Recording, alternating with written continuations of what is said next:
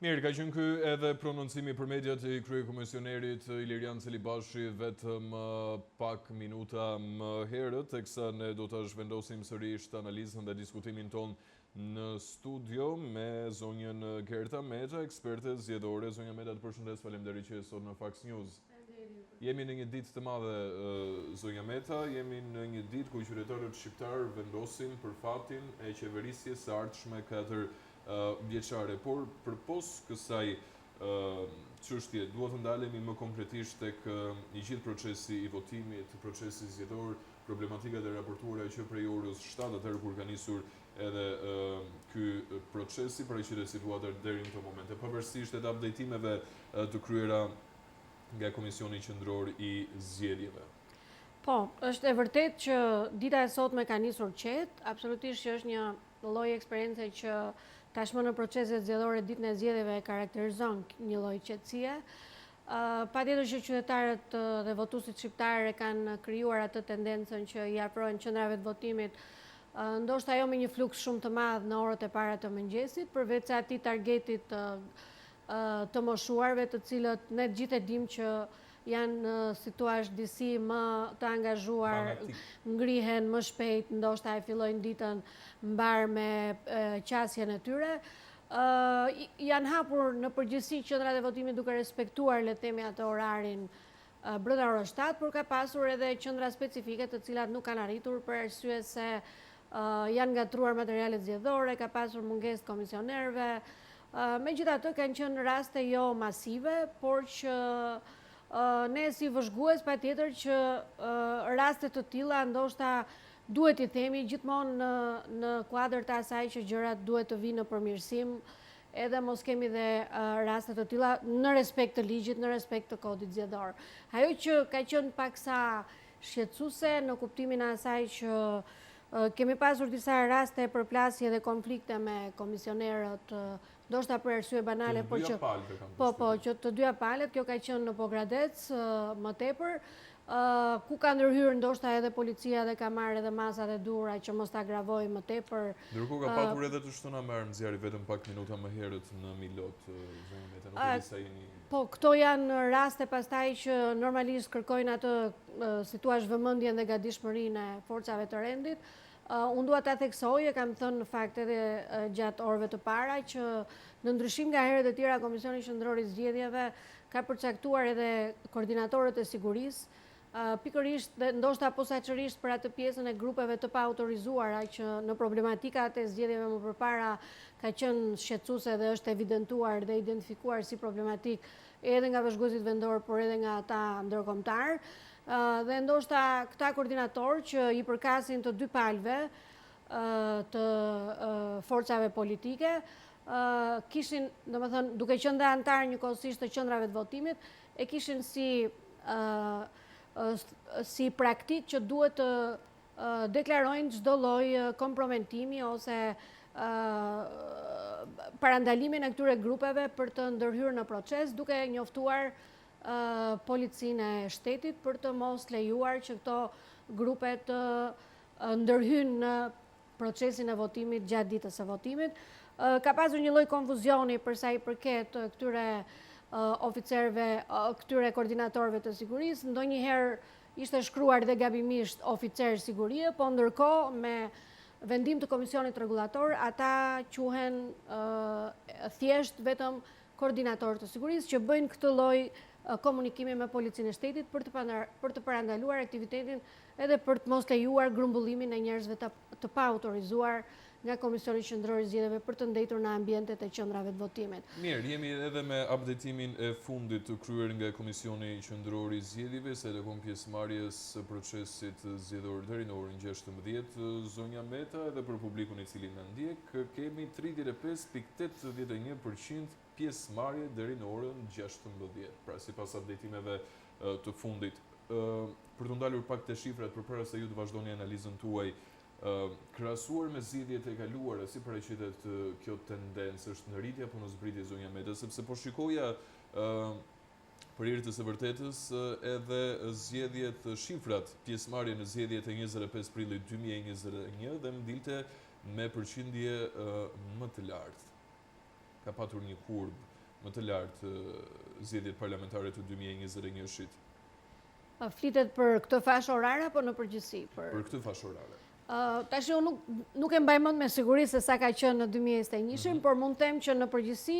pjesëmarrja qytetare në zgjedhjet e 2021-shit ka qenë diku të rreth 46.6%. 46.6%. Po, dhe ka qenë diçka 46.4 ose nëse unë, domethënë në zgjedhjet e 2017-s. Domethënë në këto shifra ka qenë pjesëmarrja e përgjithshme. Nuk e dim se si do të shkojë trendi i pjesëmarrjes deri në mbarim të procesit të votimit për zgjedhjet e 11 majit. Pa dashur të theksoj edhe problematikën që ka, si thua, qarku i Vlorës në lidhje me aktivitetin sportiv që zhvillohet Giro d'Italia. Aty janë 55 qendra votimit të cilat mundësisht mund të jenë të bllokuara për arsye pikërisht të organizimit të këtij aktiviteti, dhe Vlora pikërisht dhe në fillimet e para ka pasur një fluks më shumë të votuesve në orët e para të mëngjesit. Ndoshta njerëzit e kanë paramenduar këtë gjë që është më mirë të shkojmë përpara se të fillojë aktiviteti për të krijuar këtë lloj mundësie që mos e humbasin dhe mos kenë vështirësi, probleme trafiku për t'u drejtuar qendrave të votimit. Kemi edhe një moment që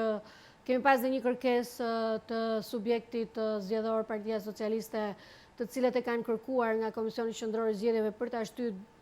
procesin e votimit me 2 orë shtesë. Megjithatë nuk kemi asnjë reagim, dim vetëm që në orën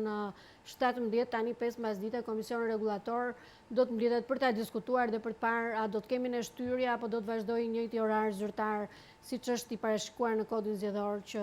votimi mbaron në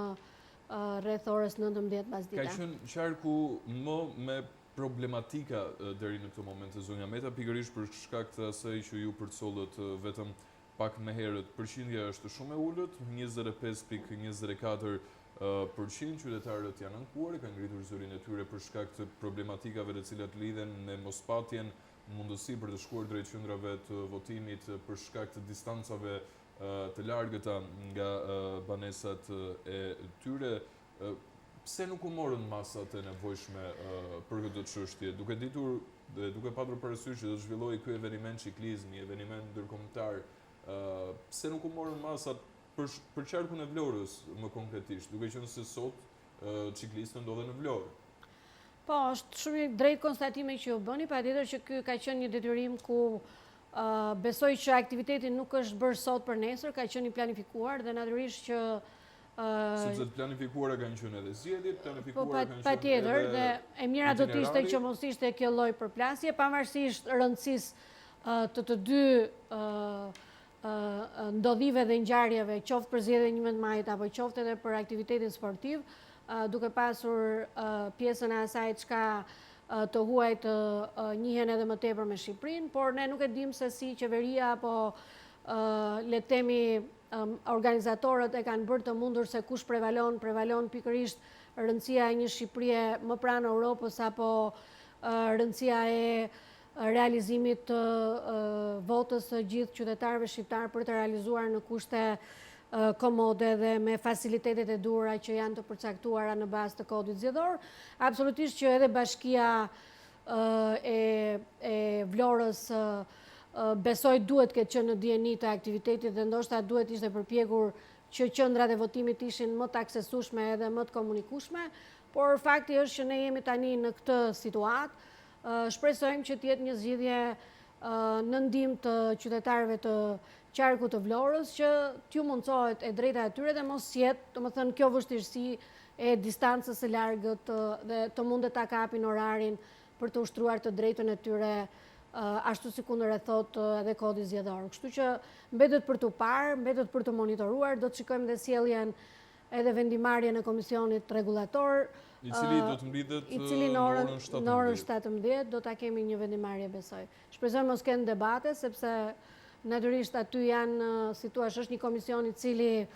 përfaqësohet në momentin që shtyhet procesi i votimit, zonja Meta. A ka një kujdesje më të veçantë për këtë qark? Konkretisht kjo për shkak të shtyrjes procesit? Jo, nuk është,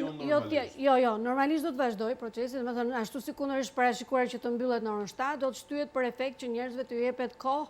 që ata të afrohen pranë qendrave të votimit, nëse këto janë distanca të largëta edhe kërkojnë si thua shkon në dispozicion për t'ju afruar qendrave të votimit. Asgjë është thjesht për të ndihmuar edhe meqense aktiviteti mbaron në orën 6, ndoshta subjekti garues është i shqetësuar që a mund të dali nga ora 6 deri në orën 7 që ajo pjesë e 55 qendrave të votimit të cilat e kanë këtë lloj ngërçi të mundet të realizojnë të ushtrojnë të drejtën e votës dhe prandaj kanë kërkuar këtë lloj për arsye të mundshme për të mbështetur votuesit e qarkut Vlorës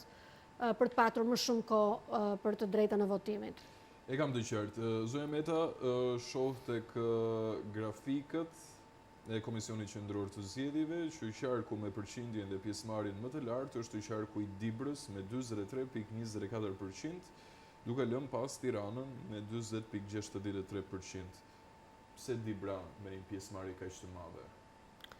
A kemi një lloj analize se rekon kësaj pjesëmarrje? Shiko, ndoshta është ajo që tham, ndoshta njerëzit kanë menduar që ditë e diel dhe janë nisur me atë idenë që ta kryejmë këtë akt qytetar, të votojmë dhe ndoshta ka pasur një fluks më të madh në orët e para të mëngjesit, se besoj dreka, domethënë dhe nga monitorimi dhe vëzhgimi që kemi bërë duke qenë në Tiranë, e pam që pjesa e drekës ishte pak më e qetë dhe njerëzit ishin pranë familjeve të tyre për orarin e drekës. Dhe ndoshta është kjo që gjithmonë ka qenë kjo lloj tradite që o në mëngjes o në orët e para ka fluks ose mbas drekës fillon fluksi nga ora 5 e mbrapa për të shkuar edhe për të votuar. Kështu që ndoshta votuesit e Dibrës e kanë menduar që është më mirë t'i bësh punët e mira në mëngjes dhe besoj e kanë bërë këtë lloj diference, por le të themi që është për t'u parë deri në orën 19. Duke patur parasysh fushatën elektorale të zhvilluar nga partitë të cilat garojnë në këtë zgjedhje parlamentare, zonja Meta, si e parashikoni deri në fund këtë proces? Do të votojnë qytetarët këtë herë masivisht apo do të jemi në po të njëjtat nivele edhe me zgjedhjet e kaluara? Se gjithë lufta bëhet për pjesëmarrje masive. Këtë theksojmë vazhdimisht edhe kryetarit të partive. Në ditën e sotme, natyrisht dhe mesazhe të tilla duhet të shkojnë të gjithë votuesve. Patjetër që secili nga votuesit në gjithë territorin e Shqipërisë, brenda dhe jashtë, sepse kemi një lloj diferencë, le të themi, me votuesit brenda territorit të Shqipërisë dhe atyre jashtë. Votuesit brenda territorit të Shqipërisë e kanë aksesin sot, kurse ata që janë jashtë territorit të Shqipërisë kanë javë që po votojnë dhe i kanë sjellur votat e tyre të para me zarfet e tyre të kthyer pranë Komisionit Qendror të Zgjedhjeve. Dhe patjetër që duhet një pjesëmarrje masive për të ushtruar të drejtën e votës si një drejtë kushtetuese. Absolutisht që njerëzit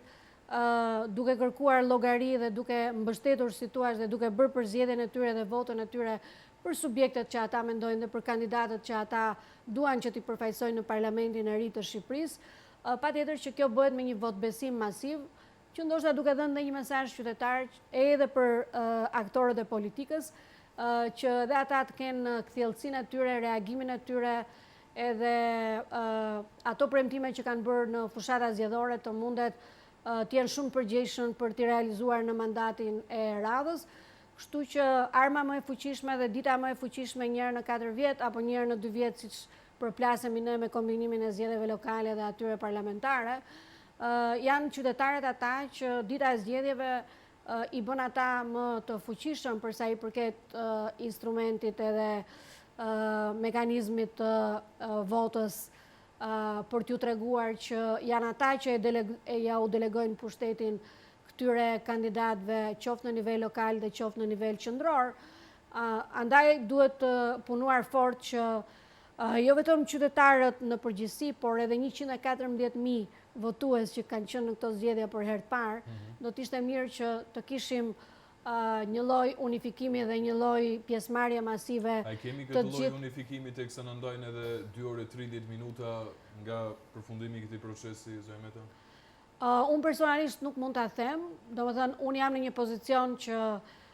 jam vëzhguese dhe nuk jam eksperte le të themi e kalkulimeve për pjesëmarrjen qytetare. por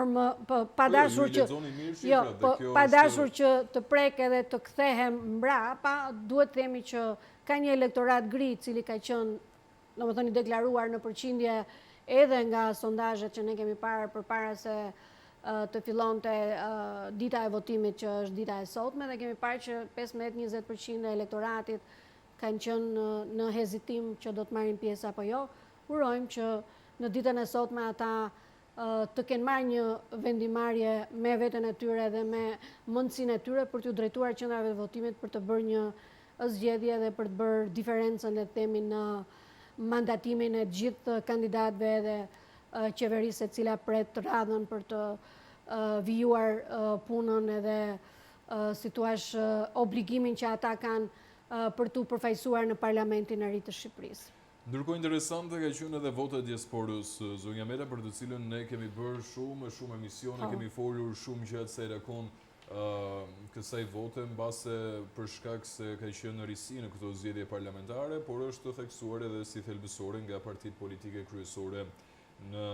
vendin tonë. Ka pasur problematika për hir të së vërtetës. Nga mbi 240.000 individ qytetarë të cilët janë regjistruar, kanë përshtypjen që votat e sjellan në Shqipëri janë shumë herë më pak. Sa kemi shifrën aktuale? Jemi mbi 190.000 janë pranë Komisionit Qendror të Zgjedhjeve. Se kanë përshtypjen në vijon orë pasore? Po. Domethënë deri sot në orën 19, siç është e përcaktuar edhe në kod, të gjitha votat e diasporës duhet të jenë në territorin e Republikës së Shqipërisë deri në orën 19. Po çfarë është ajo që se ka problematika të cilat janë problematika teknike, shtyrje apo vonesat e avionëve në cilët kanë votat e emigrantëve? A mund të shkojë dëm ajo votë për shkak të vonesës që mund të ketë? Është shumë e drejtë shqetësimi dhe konstatimi që u ngrimi. Se zoti Celibashi ishte i prerë, pas orës 19 nuk ka asnjë votë. Ky ka qenë qëndrimi insistues gjatë gjithë kohës që ai ka komunikuar edhe me ne si aktor shoqërisë civile dhe vëzhgues vendor, po ndoshta edhe me ju si operator mediatik. Patjetër që kodi thot kështu dhe Komisioni Qendror i Zgjedhjeve është i detyruar të respektojë atë që shkruhet në kodin zgjedhor, pastaj akt marrëveshjet me operatorin e shpërndarjes duhen diskutuar, besoj, por që natyrisht prevalon vota e qytetarëve shqiptarë, ka qenë një investim politik, por jo vetëm edhe monetar dhe financiar, kështu që mbetet për të parë se cila do të jetë mënyra e ballafaqimit me këto aktor, qoftë brenda Komisionit Qendror të Zgjedhjeve me vendimarrjen e tyre për t'i konsideruar apo jo, nëse janë me vonesa edhe nuk respektohet orari brenda orës 19 kur mbaron procesi i votimit në territorin e Shqipërisë, apo do të kemi toleranca edhe vendimarrje të tjera për t'i pranuar. Deri tani ne kemi parë që rreth 2500 në mos gaboj janë zarfe të cilat janë veçuar për arsye të problematikave që kanë pas dëmtime apo jo, dhe përsëri aty do të ketë një vendimarrje që a do të konsiderohen, a do të futen në grupin e zarfeve që do të numërohen për votën e diasporës, por kjo mbetet në momentin kur fillon investimi për numërimin e votës së diasporës. Shumë i komplikuar kjo pjesë, sepse duke patur parasysh 2500 zarfe të cilët janë veçuar për shkak se ka patur problematika dhe dëmtime. Po kush mban përgjegjësi për ato dëmtimet? Se ato dëmtimet mund të jenë kryer edhe nga operatori i cili ka bërë transportin e këtyre zarfeve, zonja Meta. Pra, jemi të qartë ne sot Komisioni Qendror i Zgjedhjeve, ai i cili është marrë me të gjithë këtë proces që do të përballeshim me këto probleme teknike të këtyre votave. Është era e parë që e zhvillojmë dhe normalisht era e parë ka dhe vështirësitë dhe problematikat e veta. Por pse duhet të digjem unë si emigrant i cili votoj, kjo për shkak se avioni i cili ka kutinë me votën time të votimit vjen në Shqipëri në orën 19:03 minuta. Unë mendoj që, shiko, në lidhje me mënyrën se si është operuar për t'i ndarë të dëmtuar ose jo, nuk besoj që është tek ai zarfi i madh i operatorit të shërbimit siç është DL-ja, se ne domethënë në diskutimet para prangë me kryetë komisionerit kemi marrë një lloj garancie që ndoshta brenda këtij zarfi të madh nuk mund të ekzistojë ky dëmtim, por ndoshta koherenca ose si thua mënyra strikte për ta vlerësuar është e dëmtuar apo jo është kur hapet zarfi B dhe pastaj nxjerret zarfi A ku është fleta e votimit, dhe aty mbetet për të parë në momentin kur ne do të shikojmë që si do të jetë vendimarrja e komisioneve, e komisionit zonal i cili është përgjegjës për numërimin e votave të diasporës pikërisht tek stadiumi olimpik dhe pastaj do të shikojmë se cilat do të jenë udhëzimet që do t'ju jepen grupeve të numërimit kur të fillojë në mënyrë paralele në mënyrë të njëkohshme numërimi i votave të diasporës në lidhje me fillimin e numërimit të votave edhe brenda territorit të Shqipërisë. Pra për ta kuptuar, nëse fillon numërimi në qarkun e Tiranës, fillon menjëherë edhe qarku i Tiranës për votën e diasporës në stadiumin olimpik. Do të jetë një numërim paralel. Do të jetë një numërim paralel. Në ndryshim nga mënyra se si i numëroi Kosova votat e diasporës, që i numëroi në fund procesit, Shqipëria ka ndryshe, do të jetë një numërim paralel, njëkohësisht fillon qarku i Tiranës, fillon dhe numërimi në qarkun e Tiranës në komisionet zonale të administrimit zgjedhor në Tiranë, fillon edhe tek Olimpiku në bazë qarku. Këto votat të cilat kanë bërritur nga diaspora janë veçuar dhe janë ndarë veçmë sipas qarqeve. Po. Komisionerët aty i kanë të gati, domethënë fillon Tirana, fillon me njëherë vota e diasporës, fillon Korça, fillon me njëherë qarku i Korçës për votën e diasporës, dhe këto janë vota që do të nditen një proces paralel që nuk do të shfaq problematika ose mund të vonoj në një farë mënyre ecurinë e numërimit të votave, ashtu siç pam dhe në Kosovë. Nuk do të jetë procesi i njëjtë. Jo, nuk do të jetë i njëjtë për arsye vonese siç ishte që ata u numëruan në fund të procesit, tu do të jetë një proces paralel i cili do të numëroj votën e qytetarëve shqiptar brenda territorit të Shqipërisë dhe jashtë në të njëjtën kohë. Si eksperte zgjedhore, si do t'i prodhoj mandatet kjo votë e diasporës? Flasim në momentin që do t'ishte e unifikuar në rang vendi. Po shiko tani nga mënyra se si duke qenë se është ndarë në qarë që kam përshtypjen do të lëviz vetëm shumë pak. Po, pak të në ekspertët që merren me kalkulimin e mandateve, besoj e kanë deklaruar dhe i kanë thënë që nuk është ndonjë mundësi që të kemi një diferencë të madhe për atë që do të prodhoj vota e diasporës me përjashtim të atyre qarqeve ku numri më i madh është simbas qarqeve dhe natyrisht votat më të mëdha për diasporën kanë qenë Tirana, Fieri, Durrësi, deri Elbasani, maksimumi dhe Korça. Kështu që mbetet për të parë dhe në fakt është një lloj kurioziteti dhe kërshërie që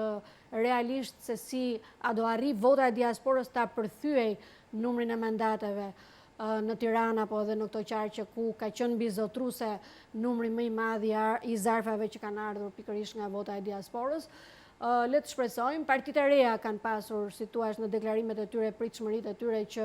mund të jenë më të besueshëm dhe më të votueshëm pikërisht nga vota e diasporës, por kjo mbetet për të parë, sepse është ajo që tash nuk do të jetë një votë e deklaruar më vete dhe mbi votën e diasporës do të ketë një kalkulim për të nxjerrë deputet, sepse ata janë thjesht votues dhe nuk do të jenë përfaqësues, por do të mblidhet vota e këtyre shqiptarëve jashtë territorit të Shqipërisë me votën e shqiptarëve brenda territorit të Shqipërisë dhe pastaj fillon kalkulimi në bazë formulës për të përkthyer në mandat. A do të kishim një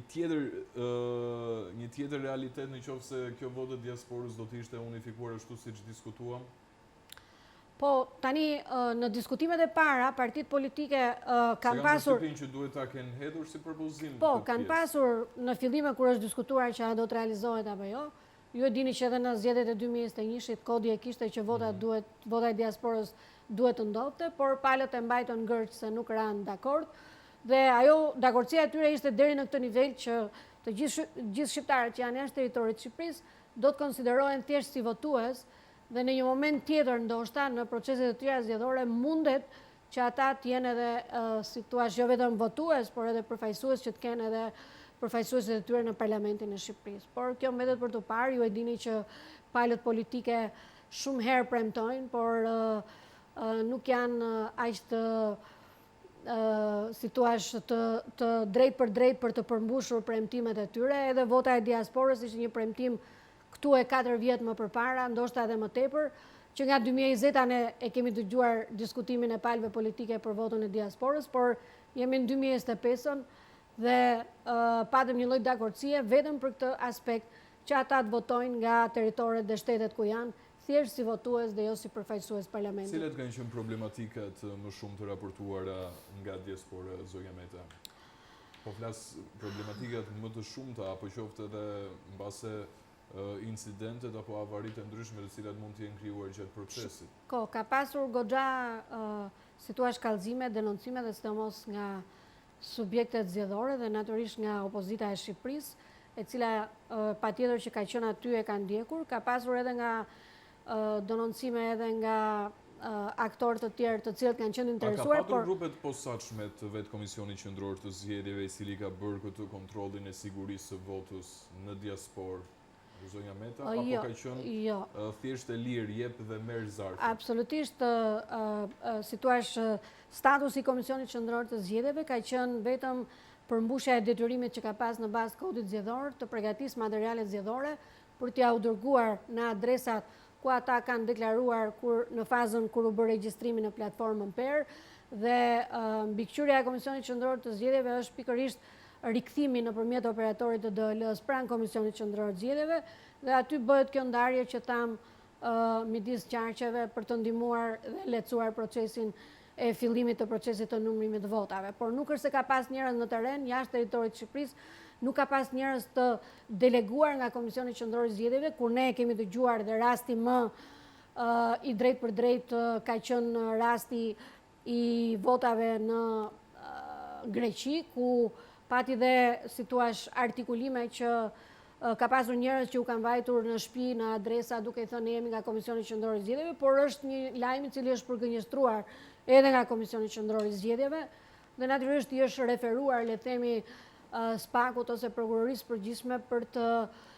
shpjeguar edhe për të kryer kryesisht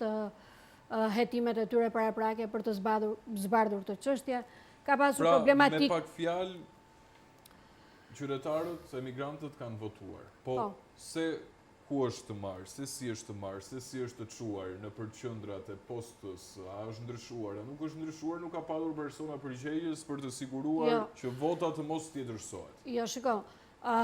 Praktikisht se çfarë s'ndodh, jetojmë në Shqipëri. Po, në kodin zgjedhor ka qenë që operatori i shërbimit postar DL-ja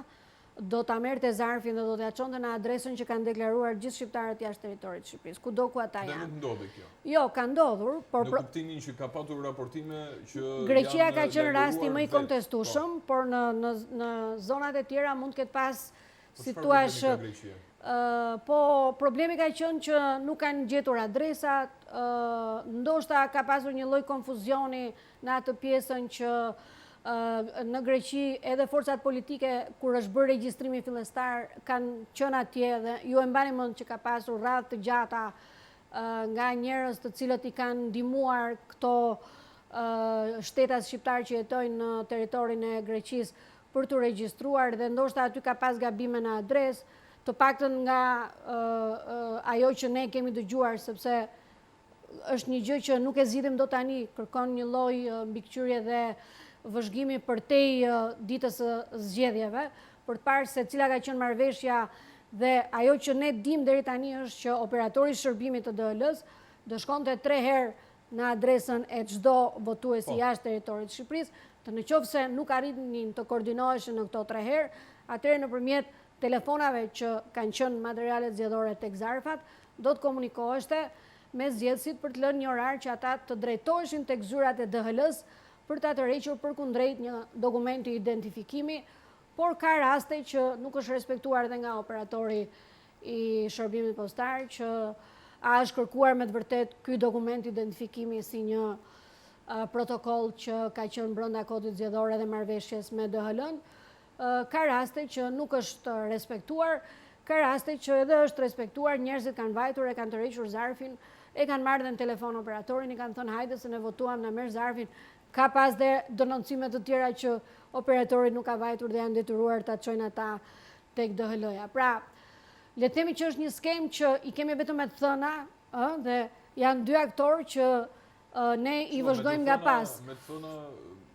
base edhe se themi do të 100%, se po, patjetër, pra, ata emigrantë të cilët kanë përjetuar, duke dashur të votojnë, janë përballur me për shembull, një element ka qenë që duhet t'ia dorëzosh çdo votuesi, ndërkohë që vetë shtetasit shqiptar nga komunikimet që edhe ne kemi pasur është që jeta atje është, sidomos në Shtetet e Bashkuara të Amerikës, kemi marrë këtë feedback që ne nuk shihemi me njëri tjetrin brenda familjes dhe jo më të koordinonin të gjithë antarët e familjes me të drejtë vote me postierin. Ishte e pamundur dhe mund ketë qenë një moment që i ka tërhequr zarfat për gjithë antarët e familjes, një pjesëtar i familjes. por që natyrisht është në kundërshtim me protokollin, le të themi, sepse është thënë që posteri duhet t'ia dorëzojë të gjithë votuesve që janë regjistruar në platformën PER në mënyrë individuale për kundrejt një dokumenti identifikim, por që nuk është zbatuar në mënyrë rigoroze. E kuptoj. Ka qenë një shifër e konsiderueshme, mbi 240.000 të regjistruar, ndërkohë ju më thatë që kanë mbërritur aktualisht mbi 190.000 flet votimi. A kemi raportime zonja Meta sa i takon po ashtu emigrantëve të cilët kanë zgjedhur që të vinë personalisht për të votuar në Shqipëri? A ka ndodhur një zgjedhje e tillë, duke mos i besuar në një farë mënyrë këtij procesi të votimit? Po, është një pyetje e mirë. Patjetër që është vendosur që të gjithë shtetasit të cilët janë regjistruar në platformën PER dhe që kanë përbërë si thua regjistrin e parë të gjithë zgjedhësve jashtë territorit të Shqipërisë, ata kanë pasur të drejtën ekskluzive të votojnë nga atje ku janë bazuar në këtë adresë. Personat të cilët nuk janë regjistruar janë automatikisht zgjedhës brenda territorit të Shqipërisë. Dhe në qoftë se ata nuk e ka ushtruar të drejtën dot, për arsye nga më të ndryshme, nuk kanë dashur, nuk kanë mundur etj, ata mund të vinë këtu në territorin e Republikës së Shqipërisë dhe mund ta ushtrojnë të drejtën e tyre të votës. Në aplikacionin PER dhe nuk kanë ushtruar të drejtën e tyre të votës nga aty ku janë, në zarfat që mbase nuk i kanë marrë, nuk kanë gjetur, po flas në rastet e këtyre problematikave me Greqinë apo qoftë edhe me Italinë që ka patur probleme me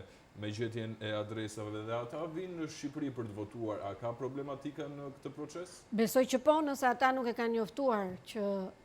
nuk e kanë realizuar dot. Se po i marrim të gjithë scenarët. Po, pra po. Dhe kjo është pak e çuditshme që ne duhet parashikojmë dhe duhet storëllojmë të gjitha skenaret e mundshme, por në fakt është ka qenë vetë kompleks procesi. Ka qenë e shpjeguar në fakt që në momentin që ti nuk do që ose nuk ke mundur dot që ti jesh në regjistrin e zgjedhësve jashtë territorit të Shqipërisë, në mënyrë automatike ti duhet të komunikoje përsëri nëpërmjet platformës PER për të thënë që edhe në qoftë se je regjistruar dhe nuk doje të shndruar mendja, thoje që nuk dua dhe menjëherë në mënyrë automatike kaloje tek regjistri i zgjedhësve brenda territorit të Shqipërisë. E kuptoj, pra në qoftë se ti je regjistruar në PER, por nuk e votuar me zarfin që të ka sjell posta për shumë arsye të ndryshme dhe vjen në Shqipëri për të ushtruar të drejtën tënde këtu, ka problem. Po ka problem sepse është zgjedhës që figuron në listën e zgjedhësve jashtë territorit të Shqipërisë. Ndërkohë, zonja Meta, shohim edhe një herë